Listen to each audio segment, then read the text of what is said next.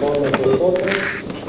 I'm working as a field developer for MySQL, and as 70% of MySQL employee, I work from home, from Sardinia, Italy. Can you hear me down there?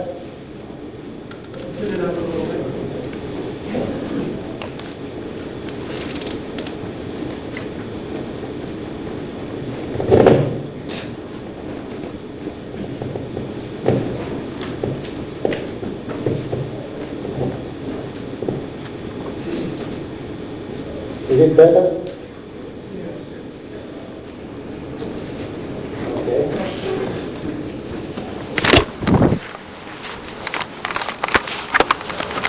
So I'm going to give an overview of store routines, and then we're going to talk about how to use them in various scenarios. How many of you have used store routines, store procedure functions?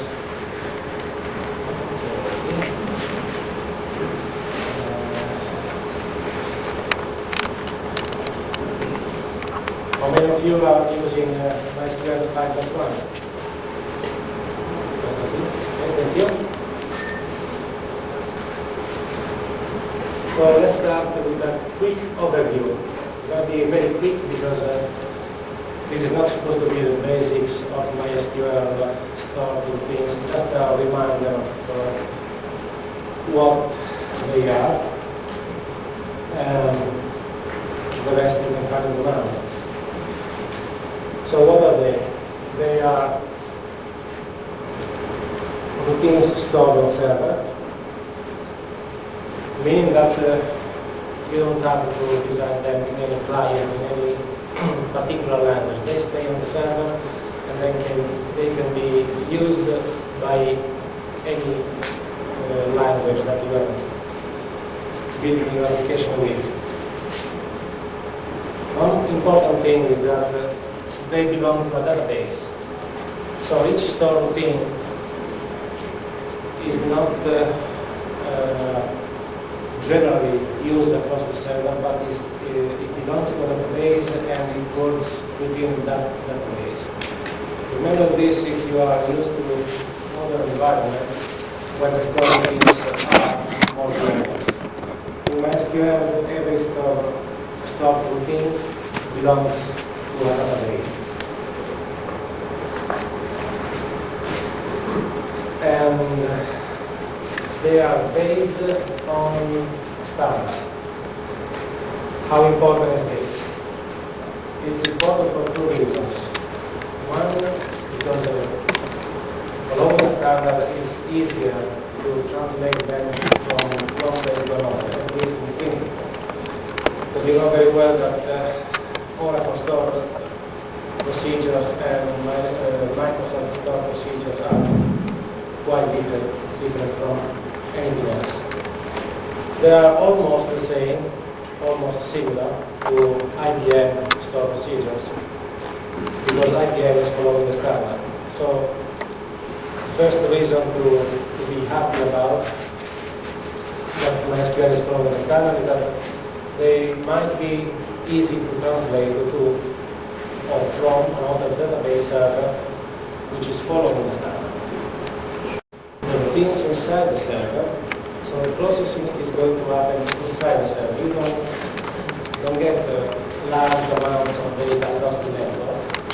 You get from the server just the tiny bit that you need. And the whole processing is done inside the server.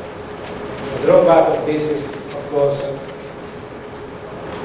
that the server has to work more. So be aware of that.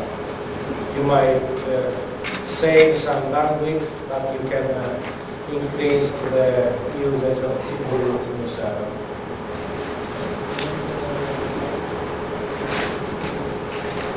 Let's have a quick look at the language. What is offered by the standard. We have three types of routines. We have procedures, functions, and triggers. Are you familiar with all three of them? Who has used triggers here?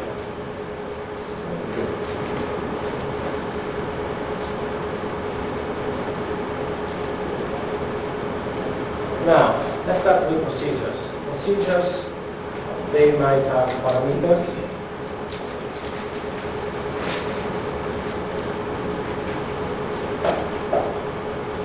And the parameters can be input, output, or both. So the parameters for a procedure can be just something that gets inside the procedure and gets processed, or something that the procedure will return to the caller, or something that will get in with one value and get out with a different value.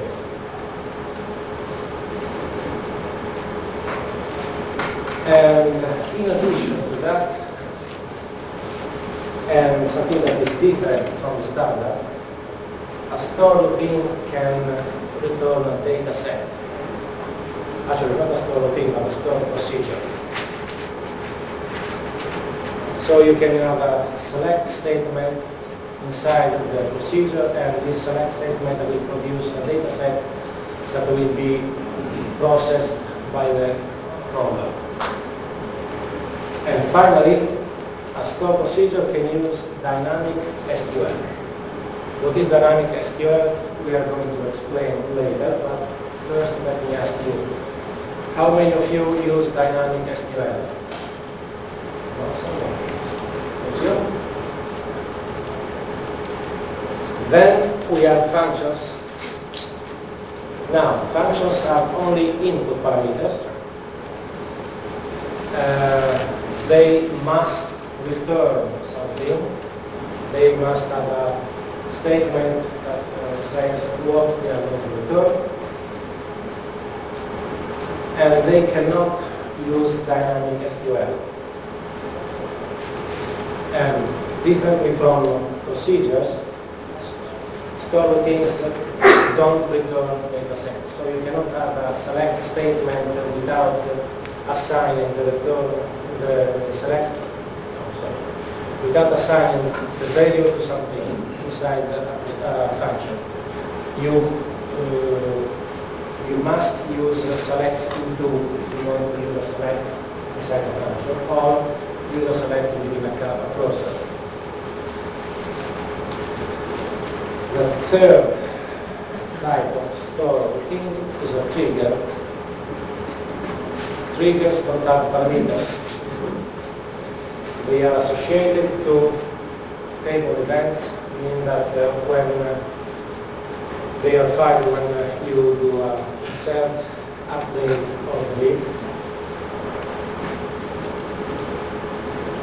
And the parameters depend on the event, meaning that insert statement have a new event, new parameter. The update events have a new and old parameter, and the delete events have only the old parameter. And triggers don't return anything. And like functions, triggers cannot use dynamic SQL.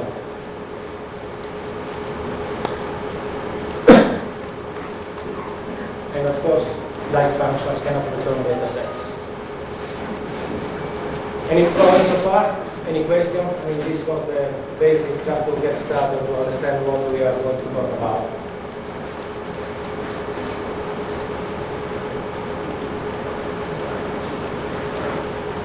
So, let's look at the language. We have create procedure, create function, and create trigger.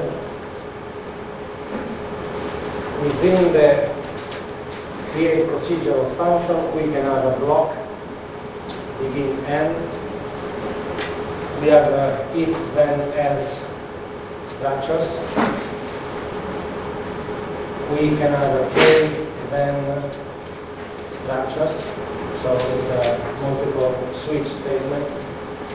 We can have loops, while, and loop and loop. If you have followed so far, you can see that this is not the fundamental of a nice looking language, but this is what we have with the standard. So we have to cope with the limitations. Sometimes it's going to be very much verbose. And I'll show you how verbose you can get when we talk about cursors. But this is the main item that you can get inside a store routine to make it work. In addition to that, we have handlers and cursors. Handlers are particular pieces of code that will react to events. It's the closest thing to object-oriented that you can get inside a store routine. It's something that you can associate with an error code or SQL event that will happen, and will find the handler that you will prepare. When this error code happens, the handler takes care of the routine and will either continue or exit depending on what you declare. And then there is a cursor that is a way of going through a data set and working record by record within this data set.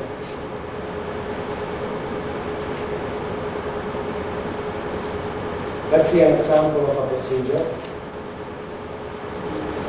You can create a procedure.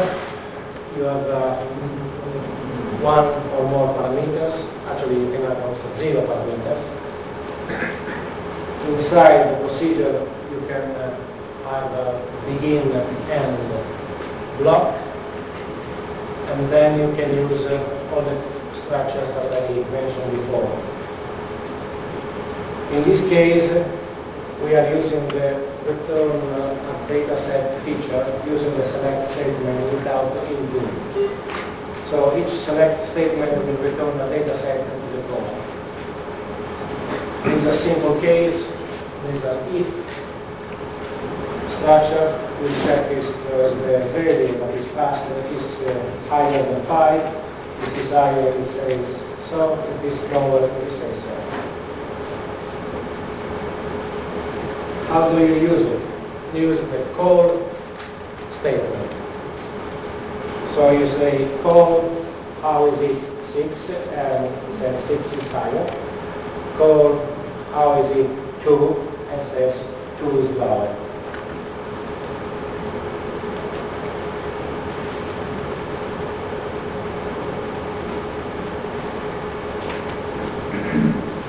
Functions.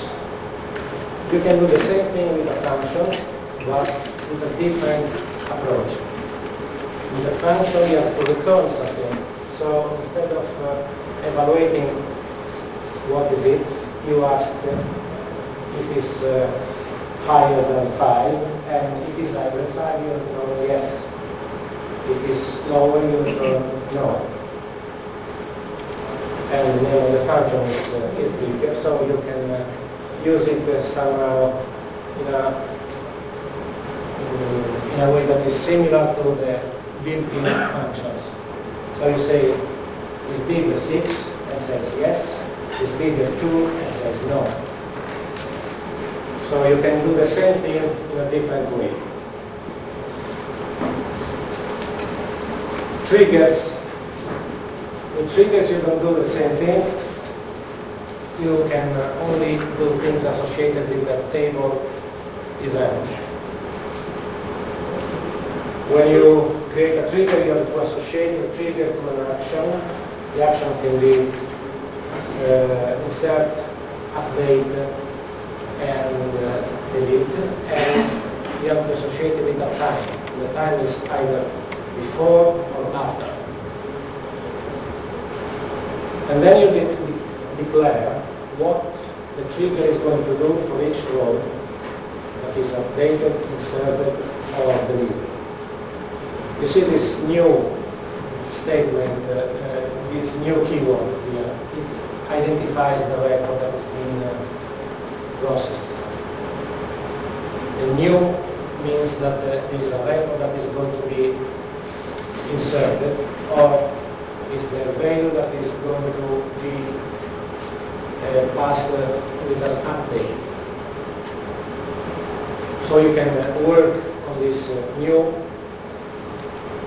piece of data to do some changes if the trigger requires it. In this case, it will check if you have work done bigger than 10, then it will assign a bonus of 5,000. If it's bigger than 5, it will assign a bonus of 2,500. If it's bigger than 2, it will assign a bonus of 1,000. How does it work? You don't call a trigger on its own. You will use the insert statement associated with the table, and the insert statement will fire the trigger. So in this example, you will insert the work done, and look at the first row will be 0 for bonus. Then the trigger does its work, and after that you will see that the bonus is calculated by the trigger. So in the table you don't find 0, you find 5,000 or 1,000 depending on the condition that you put inside the trigger. Are you with me so far? Yes. If you don't provide the column designation and the value for, if you didn't provide bonus and 0, would it autofill that like an auto increment with the trigger fired for that, or do you have to provide some default value when you call the insert? So I didn't get it. Can you repeat it? If there's a trigger associated with it, do you have to provide the field and this default value with 0 on the insert, or can you just call insert without providing? Oh, you can do both. You can use a default value, but the trigger will override that. I mean, if you have a default value in the definition of the table, that's fine and it will work. But if you have a trigger that will do something on that program, then it works this way. The insert statement will provide the default value, and then the trigger will change it. So the trigger will work afterward. And if you define a after insert trigger, you can do something more as well.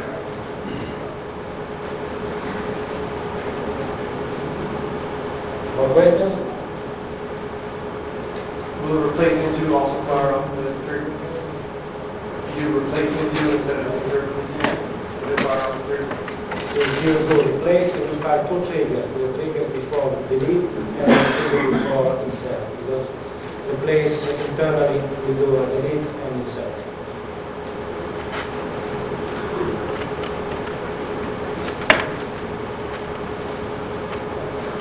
Let's talk about cursors.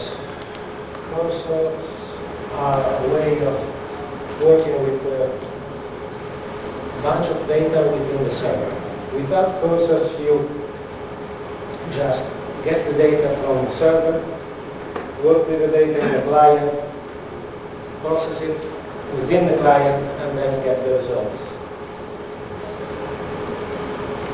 If you have cursors, you don't get everything from the server. You tell the server to do something with the data. The data is processed within the server, and then you get only the result from the server. So cursors are a good way of saving bandwidth. This is the end of the good news.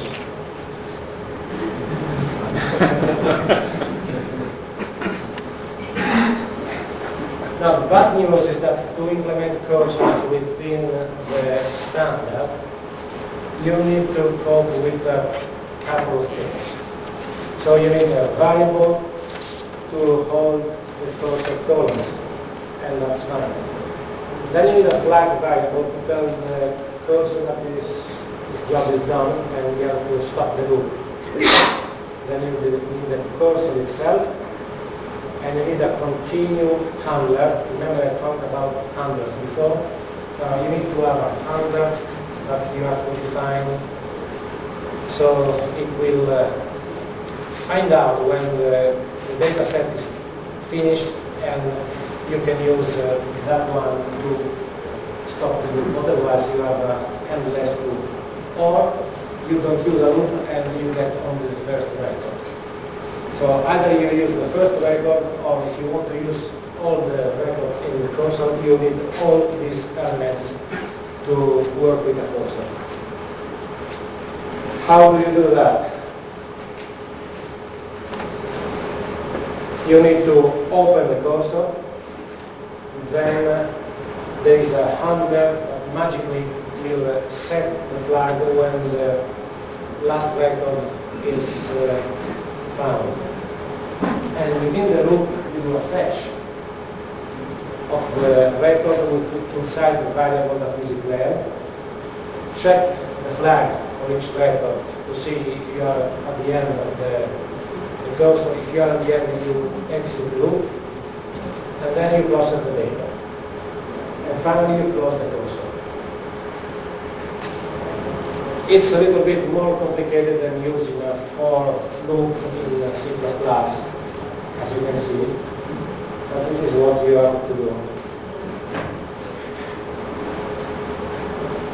So let's see an example of that. Using all the elements that I mentioned before, the minimum that you have to write to get a loop working with a cursor is this. You have to declare something as a flag. You have to declare something else to hold the values that you are going to fetch from the loop, from the cursor. You declare the cursor itself. You declare a handler that will set the flag when you reach the end of the records. Then open the cursor. Start the loop, fetch, check the flag, and finally, you see this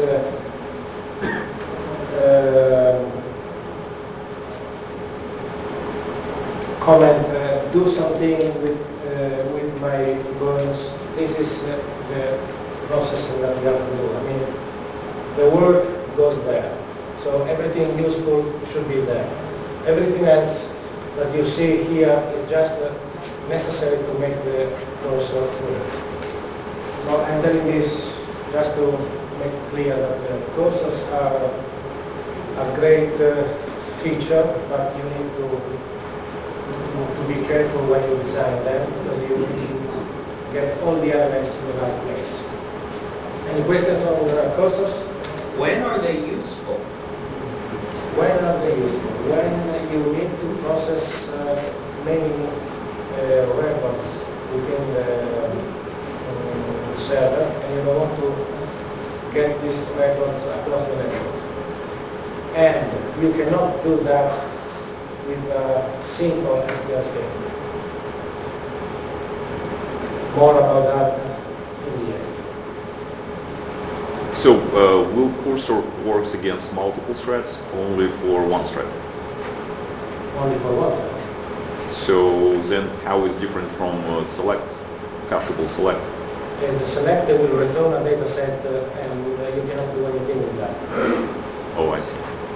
Instead, the cursor will not return a data set. You can use it inside the store procedure, record by record.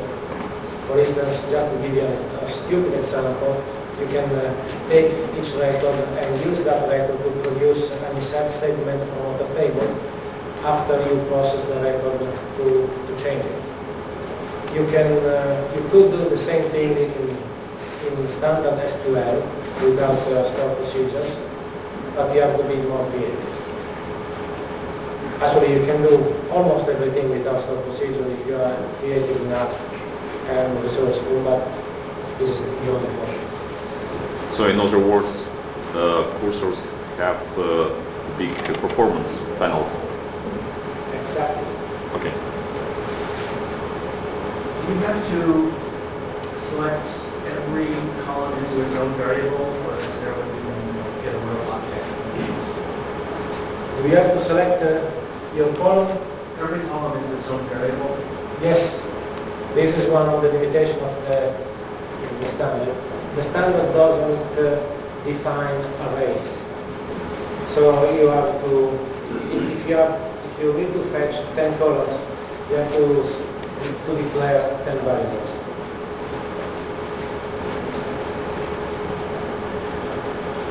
Let's talk about execution environment.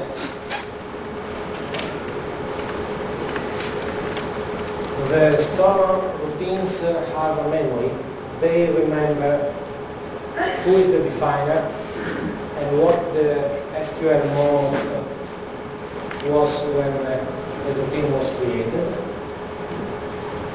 And they share the session variables with the external environment. So you have something like a black box regarding definer and an open box when we talk about session variables. What is this thing about the definer? The definer is the user that creates the store routines, meaning that the store routine is going to be executed under the privileges of this user. And you can declare the store routine can be used with the definer or the user privilege.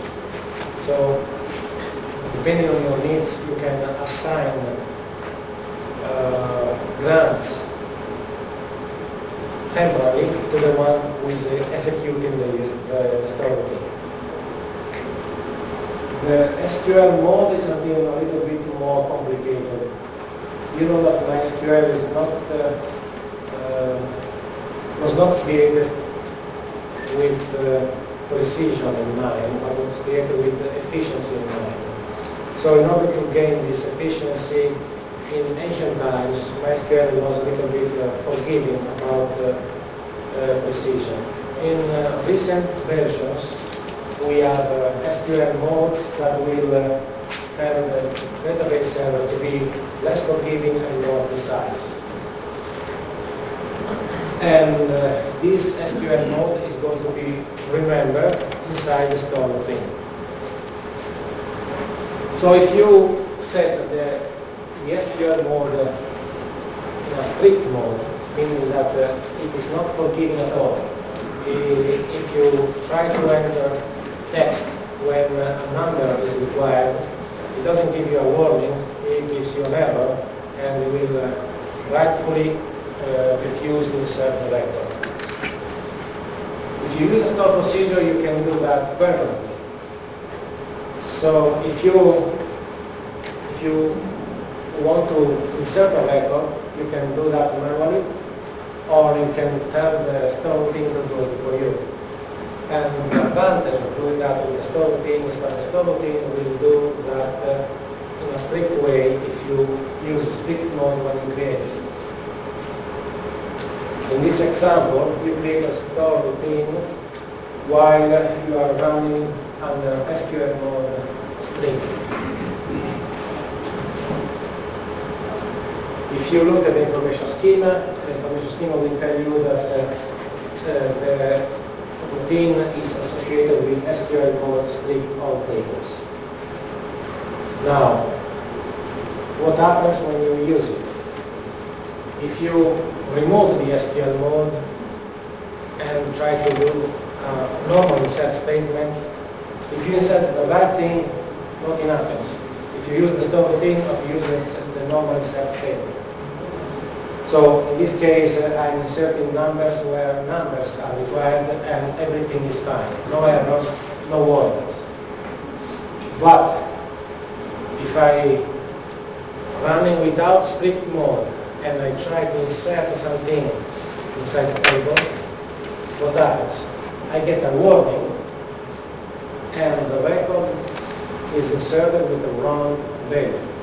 In this case, I have a tiny value which has a maximum value of 127. I try to insert a 300 here. I get a warning, and in my record I have a 127, which is not what I want. So in this case, I run it without the protection of strict mode, and I get the wrong data. Instead, if I do that with the store routine that I did before, that was created with strict mode, I try to insert the same thing. Instead of a warning, I get an error. And now, the wrong record is not in my table anymore. So, one important thing to remember about store routines is that they have a memory, and you can use this memory for your benefit. What's the default on them? Nothing. The default is non-strict mode. So you can, but you can change it in your configuration file. You can put it in such a way that you run in strict mode always. This is the recommended way to do that, to do things in MySQL 5.0.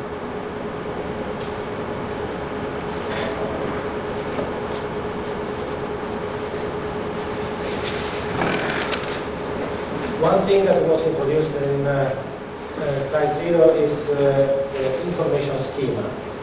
And the information schema is a bunch of metadata that collects information about all objects inside your server.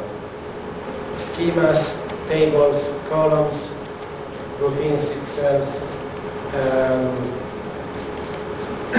foreign keys, everything that is related to the server is there.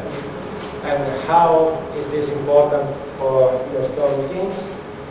It's important because you can get this data, metadata, inside a store routine.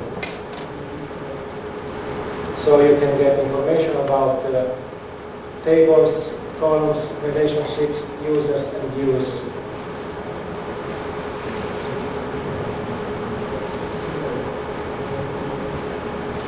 If you do that manually, without the information schema, you can run a show statement. You can just look at the information. So you run a show statement. There is no way that you can get that data inside a store routine and use it. You can run a show statement in the information schema, but the data is only shown, not used. Inside the routine, you can do a select from the information schema, get exactly the same data, and assign it to a value and use it. So if you need to use something that is related to metadata, you can do that with the information schema.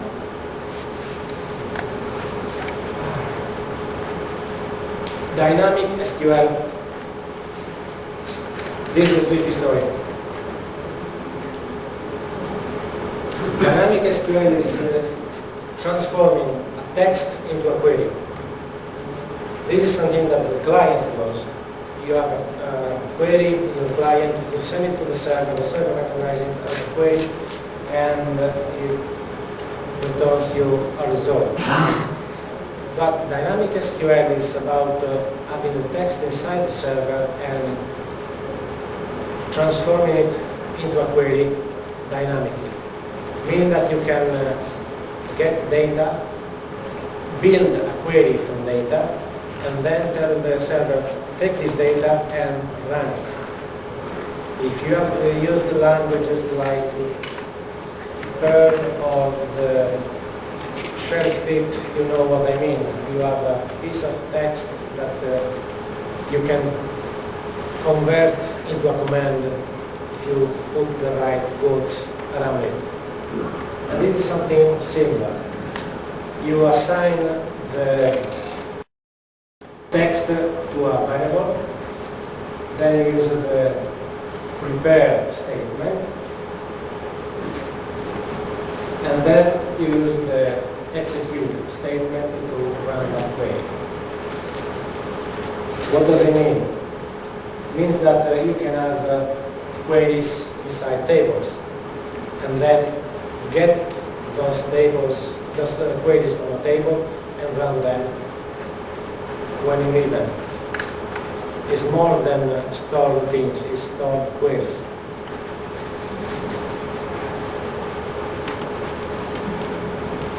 For instance, where do you have queries in tables? In MySQL 5.1, you have queries in the log tables.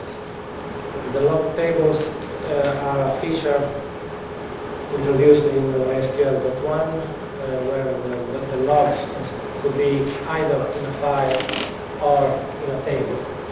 And when you have queries in a table, you can get them from that table and run them again if you need them.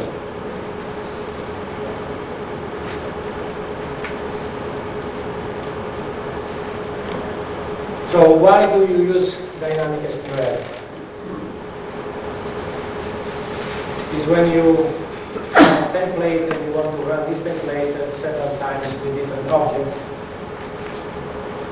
or when you want to overcome the limitations of the normal SQL.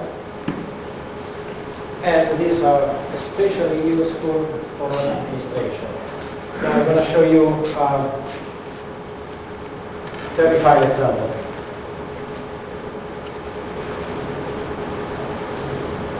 Manually, if you want to know the table and the row number, you have to do something like this. Select statement, union, select statement, union, select statement for each table. And for each selector, you put the name of the table and a count star for that table. Now, doing this manually is a lot of work. And you could use dynamic SQL plus a routine to do that automatically. So what do? You do something like this.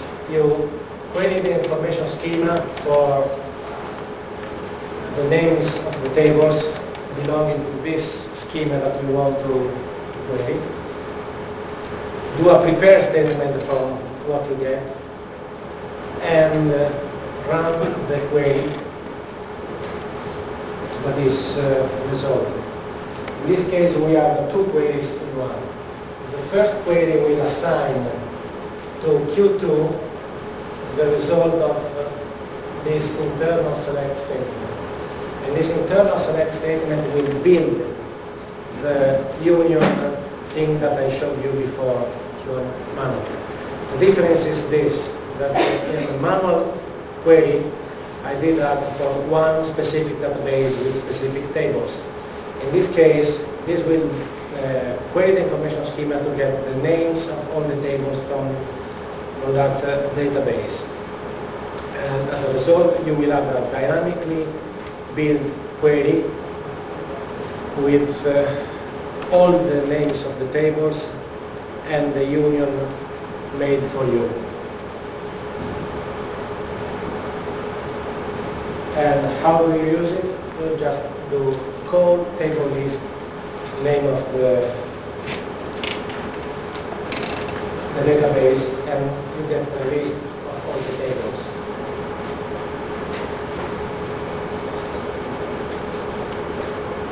Yes? Selects which you are using inside of those functions are cacheable or not? Result of those selects. Can you use them for example, preheat database before you put into production? You are asking if they are they go to the query cache? When you, in regular SQL, when you do select Yes. repeatedly, the result is stored in cache. No, they don't. They don't. Because the prepared statement don't go to the query cache. Okay. It's a limitation of the current implementation that they are looking into. Now, a more complex example. Instead of just counting the record, we want to create a CRC of each record. To get a CRC of each record, you need to get all the column names, concatenate them together, and then apply the CRC function to it. So if you want to do that, you need to put all the names of the columns in a string. Either you do that manually or you query the information schema for that. You can query the information schema because it's less work for you, because if you want to run this only once, you can do it. But if you want to run this for several schemas, you need to build something specific. So you create a function that will return a column list. Inside the function, you have a call to group concat, which is a specific function that will concatenate strings with when there is a group by. And in this case, you get the list of the columns. This will work, but not always. If the column is nullable, then you might have a different result from what you expect. If you want to do something very precise, you need to check to see if there is a nullable, and if it is, you have to use the police function to filter it. In this case, the result is that you will get a safe column list that will work always. So the CRC will work no matter if you have a null inside your columns or not. Let's see how to use it. You create a table and you put a few values inside. The table has 3 columns. 2 of them are not null and 1 is null. When you run this routine that I showed you before, you get a concat that says ED for the 2 columns that are not null, and police name of the column for the one that could be null. And in addition to that, you can decide on the spot which function to apply. In this case, it was either ND5 or SHA1, and you can define that not hard coding, but with at runtime. Any questions so far? This is an example of what we do for administration. Dynamic SQL plus stored routines is the important thing to use when you are doing administration of databases. If you use these 2 components, you have unlimited capabilities within your tasks. One thing that you can do is use the event scheduler, which is something that is available only in MySQL 5.1. There are not triggers associated to tables like the ones that I showed you before, but are triggers associated to time. So you can say, run this procedure every 10 minutes, or run this procedure exactly at this time. And like the others, they are associated with a given schema.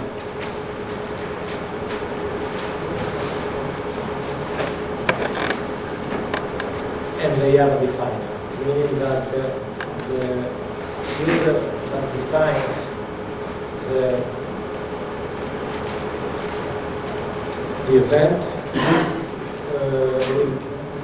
will determine the grants that will be available at one time.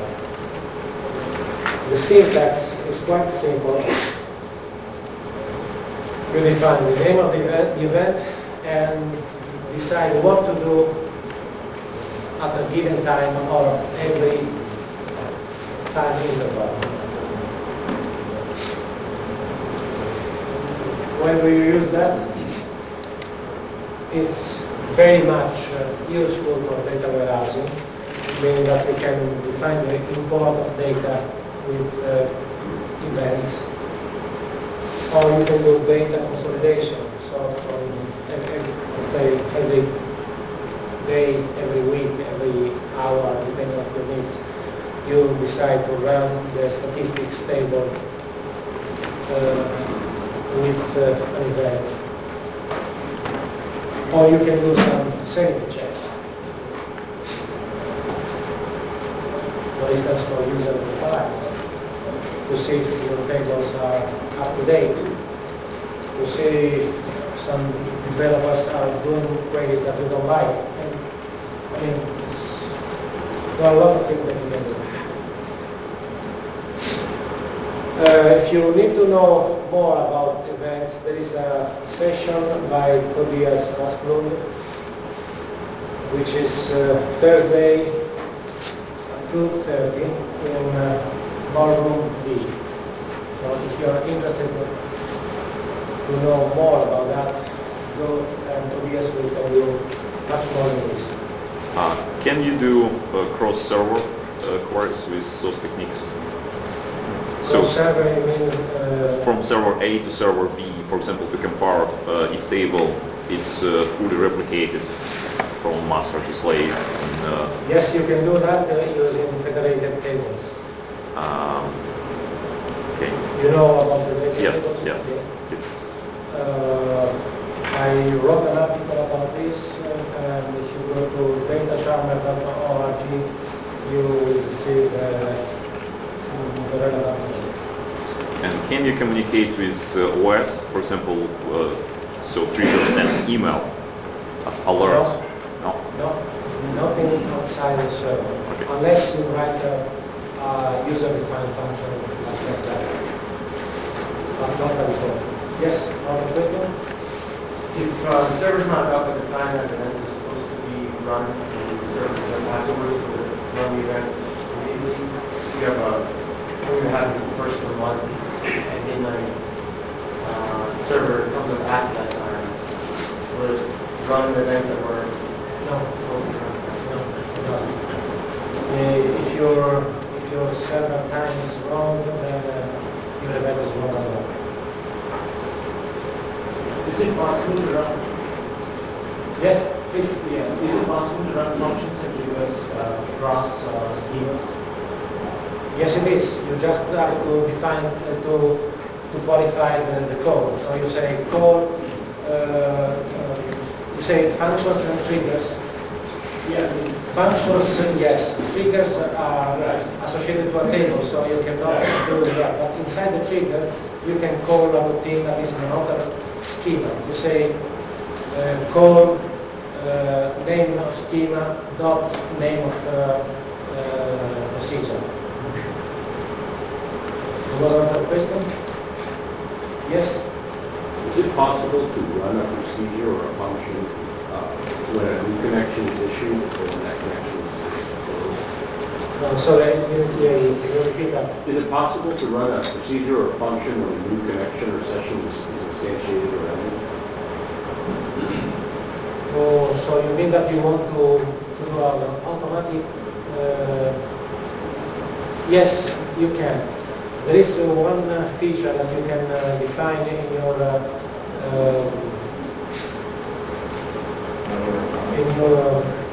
configuration file, and you can set a command that will run when you start the connection. I don't remember what is it, the syntax, but it's something like init command. But you can look it up in the log. So along those lines, can you do trigger on initial server startup? This is it. I mean, if you define this feature, it will fire. I think you remember that. I think you wrote something about this feature in your blog. There is actually one where you can store routine or actually any SQL technology that is run on every new connection to the server. And there is also one with server startup. Okay. But I actually don't remember the exact variable names. Well. Yeah, okay. Just Something. any SQL statement in there, it will be run on connection startup or on server startup. If you look at the server configuration variables, there is something with init in it, and that is what you are doing. So, and I guess same you can do as when table updates. So you have table which gets updated or inserted into very seldom, and when the event happens, you want to trigger something. Can you do that? I'm not sure. I understand exactly what you are asking. Okay, I have A, B, C tables. Table A gets inserted very often. Table B, so, and table C like twice a day. Okay. And every time when table C receives new record, I want to trigger something. These are all trigger. What's wrong with that? Within the trigger, you can do whatever you like it. You can start new events for a longer table. So you're talking from application level, but not from... within the trigger. But this is not what you mentioned before. You were saying that you want to do something at the server start, not the server start, at the session start. server start, session start, yeah. But this is a different thing. Okay. Okay, now the interesting thing, comparing store routine with the client-side languages. And you can have a different performance depending on what you do and how you do it. You can do the right thing in the wrong way and getting very disappointing results. For instance, if you want to find prime numbers in store routines, then you're going to get very bad results. If you want to fetch and modify record, then store routines are the right tool for your job. If you do something like a self-join or table, it's going to be slow in Starter SQL, but can be faster in store routines. Why do you say that? Excuse me? Why is that store standard SQL It's not always so, but it might be, depending on what kind of self-join you are doing. And usually a self-join can, depending on your indexes, can be very, very slow. I don't say that it's a general rule, but it makes result like this. So basically you're saying in store routines you'll probably end up using cursors and... Yeah, but I would say that you have to be clever at that. So I'm telling you that there are ways of overcoming the limitations of each one of these users. So there are limitations in standard SQL that you can overcome with store routines. There are limitations in store routine that you can overcome with external programs and so on. There are a few examples, and the examples are taken from the book of Guy Harrison, who should have been here today and cannot be. And he showed that number crunching, in this case, was finding prime numbers. With store routines are a bad idea. It's much faster in almost everything else. But if you are fetching records across the network, the store routines are much better than external languages. If you are optimizing a complex self-join, and notice I say complex, I mean not everything. So if you are a complex self-join, it could be slow in standard SQL, but with a clever usage of store routine, you can reduce the time. And the same happens when you do a correlated nested update. Nested queries in MySQL are sometimes not very well optimized, depending on a lot of things. But if you're not careful, you may face some disappointing results. And sometimes you can improve these results with store routines. Finally, we're going to talk about how to work with store routines a little bit better. You start with the canonical place, the manual. Then this excellent book by Guy Harrison about MySQL store programming.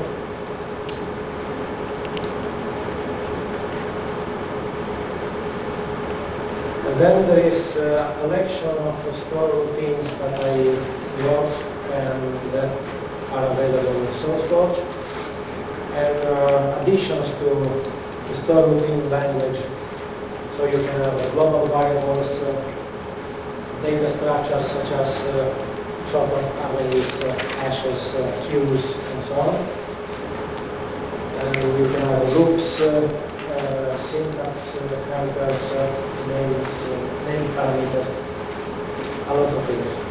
Everything is very well documented, so you can look it up, and if it's useful, you can go for it. There are blogs. Just look for store procedures in planet.mysql.org, and this MySQL Forge. In MySQL Forge there is a large collection of documentation about store routines. Finally, there are books that teach you how to work better with SQL, so you don't need store routines, or you can use store routines in a more clever way.